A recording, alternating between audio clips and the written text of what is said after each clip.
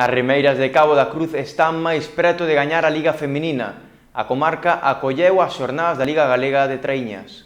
A fin de semana deixou dous dominadores nas ligas galegas de traíñas feminina e masculina. As remeiras de Cabo da Cruz impuxéronse onte na segunda bandeira Cortizo, afianzándose no primeiro posto a falta de 2 xornadas para rematar a competición.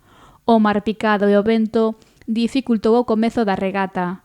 A primeira quenda resolveuse coa vitoria das de Rianxo, que remaban na casa, seguidas de Ribeira, Mugardos e Puebla.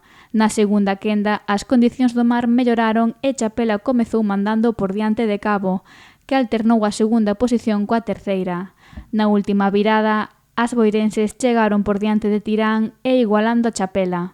Finalmente, Cabo asegurou a victoria e o seu liderado, xa que as remeiras de Tirán superaron a Chapela. Perillo entrou cuarta, superando por tempo a rivais da anterior quenda.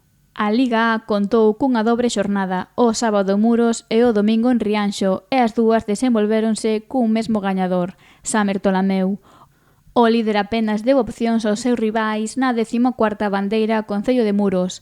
Cabo da Cruz rematou segunda, seguida por Mera, Bueu, Mecos e Puebla. Os remeiros de Rianxo acabaron na 8ª posición e os de Muros na 11ª. Na 18ª bandeira Concello de Rianxo repetiuse bastante o guión. Samer Tolameu dominou e gañou. Os de Cabo de Cruz repetiron na segunda posición, seguidos de Bueu, Mecos e Puebla. A bancada de Rianxo entrou de novo 8ª e a de Muros 9ª. A Liga B do Trofeo Xunta de Galicia regresou á Pobra do Caramiñal, xa que as 11 embarcacións puideron remar na primeira bandeira camiño do Barbanza Orixe. O líder Narón regresou tras a súa ausencia obrigada pola Covid, anotándose a vitoria. Mugardos quedou segundo e Chapela terceiro. A bancada de Puebla B finalizou na 9ª posición.